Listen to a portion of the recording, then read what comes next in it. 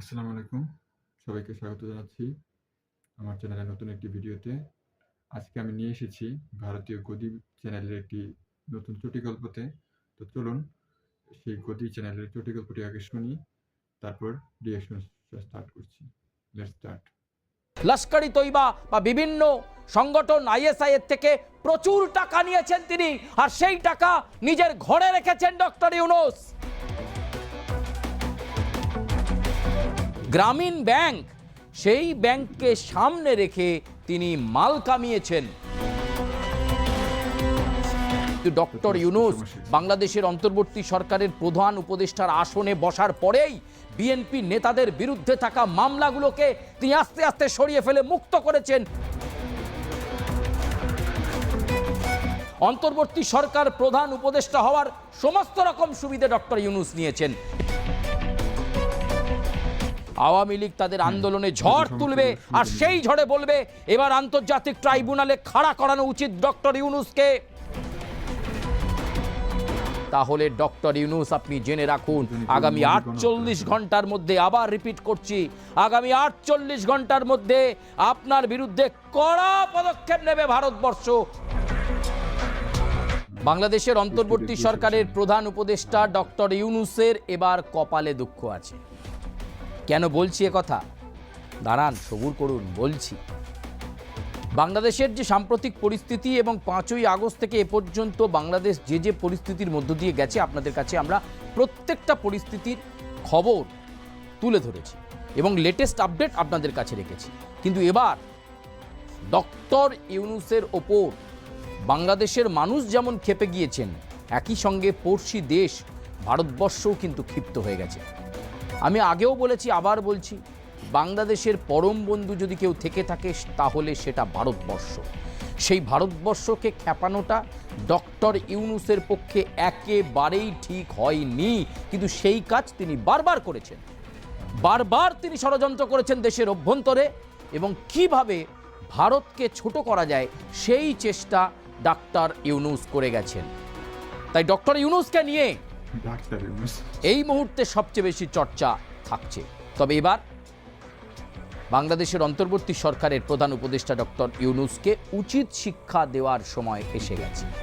একদিকে বাংলাদেশের আভ্যন্তরীণ পরিস্থিতি বলছে যে ডক্টর ইউনূস এই প্রধান উপদেষ্টা হিসাবে যে পদে বহাল থেকেছেন, 14 মাসেরও বেশি হয়ে গেছে, পদে থেকে তিনি বিভিন্ন ক্ষেত্রে আর্থিক বেনিয়ম করেছেন। গ্রামীণ ব্যাংক, সেই ব্যাংককে সামনে রেখে তিনি মাল কামিয়েছেন। তিনি বিএনপির নেতাদের বিরুদ্ধে যে সমস্ত মামলাগুলো ছিল, সেই মামলাগুলো থেকে বিএনপির অভিযুক্ত নেতাদেরকে মুক্ত করে দিয়েছেন। তারেক রহমান তো বটেই, আরও বিভিন্ন জন ছিলেন যাদের বিরুদ্ধে একাধিক মামলা ছিল, যে মামলাগুলো বিচারাধীন ছিল। কিন্তু ডক্টর ইউনূস বাংলাদেশের অন্তর্বর্তী সরকারের প্রধান উপদেষ্টার আসনে বসার পরেই বিএনপি নেতাদের বিরুদ্ধে থাকা মামলাগুলোকে তিনি আস্তে আস্তে সরিয়ে ফেলে মুক্ত করেছেন। কিসের জন্য করেছেন? টাকার বিনিময়ে। টাকার বিনিময়ে তিনি সব রকম বেআইনি কাজকর্ম করেছেন, এবং সেই আর্থিক বেনিয়ম বাংলাদেশের মানুষ এবার জেনে গেছে বলে মনে করছে আওয়ামী লীগ। ডক্টর ইউনূসের বিরুদ্ধে এবার আওয়ামী লীগ এই ইস্যুগুলোকে হাতিয়ার করবে আগামী ফেব্রুয়ারির নির্বাচনে। লাগাতার 14 মাস ধরে বিভিন্ন অর্থনৈতিক বেনিয়ম করেছেন তিনি, সুবিধে নিয়েছেন। অন্তর্বর্তী সরকার প্রধান উপদেষ্টা হওয়ার সমস্ত রকম সুবিধা ডক্টর ইউনূস নিয়েছেন, এবং শুধু নেননি তা নয়, তার সাথে সাথে তিনি অর্থ করেছেন, প্রচুর অর্থ করেছেন, যে অর্থগুলোর কোনো হিসেব নেই। বাংলাদেশের আন্তর্জাতিক যে ট্রাইব্যুনাল, সেই আইসিটিতে শেখ হাসিনার বিচার চলেছে, এবং অনেকেই যুক্তি করছেন যে যখন বঙ্গবন্ধু খুন হলেন, সেটা যদি বাংলাদেশের সাধারণ আদালতে বিচার প্রক্রিয়া চলতে পারে, তাহলে আন্তর্জাতিক এই ট্রাইব্যুনালে কেন শেখ হাসিনার মামলা চলবে? এবার কিন্তু বিপাকে পড়ে গেলেন ডক্টর ইউনূস। আওয়ামী লীগ তাদের আন্দোলনে ঝড় তুলবে, আর সেই ঝড়ে বলবে এবার আন্তর্জাতিক ট্রাইব্যুনালে খাড়া করানো উচিত ডক্টর ইউনূসকে। এতদিন ধরে তিনি যে যে অর্থনৈতিক বেনিয়ম করেছেন, বিভিন্ন ক্ষেত্রে বিভিন্ন বিচ্ছিন্নতাবাদী শক্তিকে বাংলাদেশের করিডোরকে ব্যবহার করতে দিয়ে, বাংলাদেশের সীমান্তকে ব্যবহার করতে দিয়ে লস্করি তৈবা বা বিভিন্ন সংগঠন আইএসআই এর থেকে প্রচুর টাকা নিয়েছেন তিনি, আর সেই টাকা নিজের ঘরে রেখেছেন ডক্টর ইউনূস। তাই তার বিরুদ্ধে যে অর্থনৈতিক বেনিয়ম রয়েছে তার তদন্ত হোক, এবং সেটা আন্তর্জাতিক ট্রাইব্যুনালে হোক। ধর্মের কল বাতাসে নড়তে শুরু করেছে। এবার সাধারণ মানুষ আর আওয়ামী লীগ বলতে শুরু করেছে ডক্টর ইউনূসকেও এবার আন্তর্জাতিক ট্রাইব্যুনালে দাঁড় করিয়ে বিচার প্রক্রিয়ার সম্মুখীন করা হোক। তিনি অর্থনৈতিক বেনিয়ম করেছেন, বেআইনি কাজকর্ম করেছেন, বাংলাদেশকে সুরক্ষা তো দূরস্থ, সংস্কার তো দূরস্থ, উন্নয়ন তো দূরস্থ, তিনি বাংলাদেশকে অন্ধকারে নিমজ্জিত করেছেন।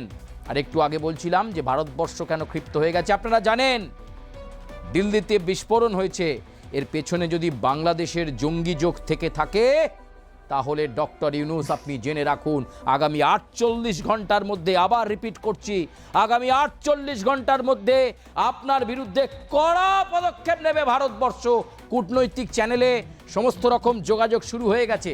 যদি কোনোভাবে দিল্লির বিস্ফোরণে, ভারতবর্ষের দিল্লির বিস্ফোরণে ডক্টর ইউনূসের যোগ পাওয়া যায়, পাকিস্তানের সঙ্গে হাত মিলিয়েছেন যদি যোগসাজশ পাওয়া যায়, লস্করি তৈবার সঙ্গে যদি হাত মিলিয়েছেন যোগসাজশ পাওয়া যায়, যে ভারতে দিল্লিতেই বিস্ফোরণের নেপথ্যে কোথাও কোনোভাবে ষড়যন্ত্রের মধ্যে ডক্টর ইউনূস ছিলেন, তাহলে জেনে রাখুন আপনার কপালে তো ডক্টর ইউনূস দুঃখ নাচছে, এবং ভারতবর্ষ বুঝিয়ে দেবে যে তার লেজে পা দেওয়া মানে কি পরিস্থিতি তৈরি হতে পারে।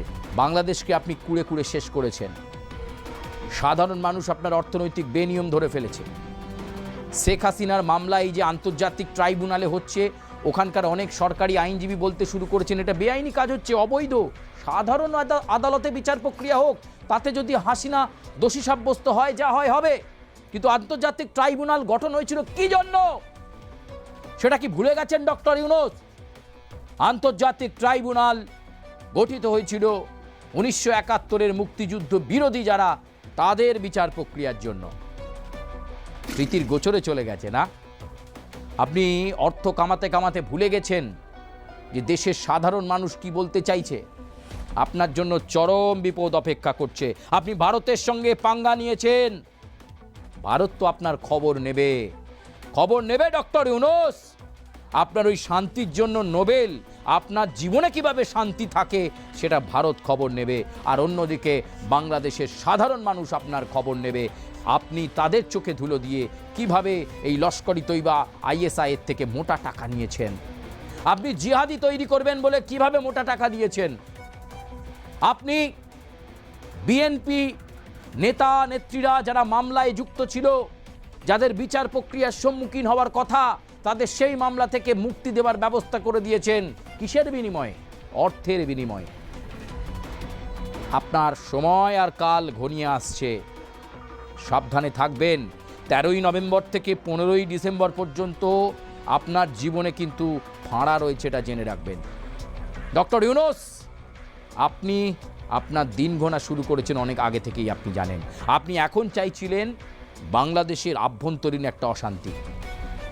আমি আবার বলছি, দিল্লির বিস্ফোরণে যদি বাংলাদেশ যোগ পাওয়া যায় ডক্টর ইউনূস, তাহলে আন্তর্জাতিক ক্ষেত্রে তো বটেই, ভারতবর্ষ আপনার বিরুদ্ধে যা যা ব্যবস্থা নেওয়ার সেটা কিন্তু নেবে।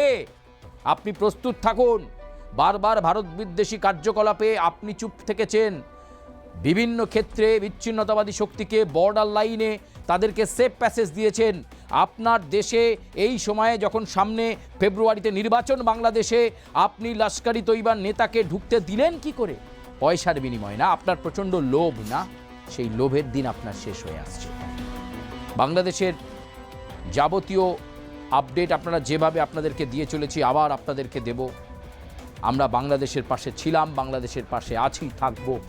ফেব্রুয়ারির সাধারণ নির্বাচন, সুষ্ঠু অবাধ নির্বাচন দেখব এবং কি খবর এলো সেটাও আপনাদেরকে জানাবো। তবে আজকে আপাতত এ পর্যন্ত। ধন্যবাদ, নমস্কার।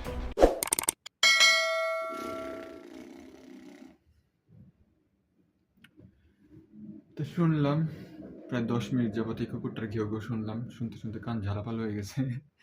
যখন একটু মন খারাপ থাকে তখন এই ভারতীয় চটি মিডিয়ার চটি গল্প শুনতে আসি।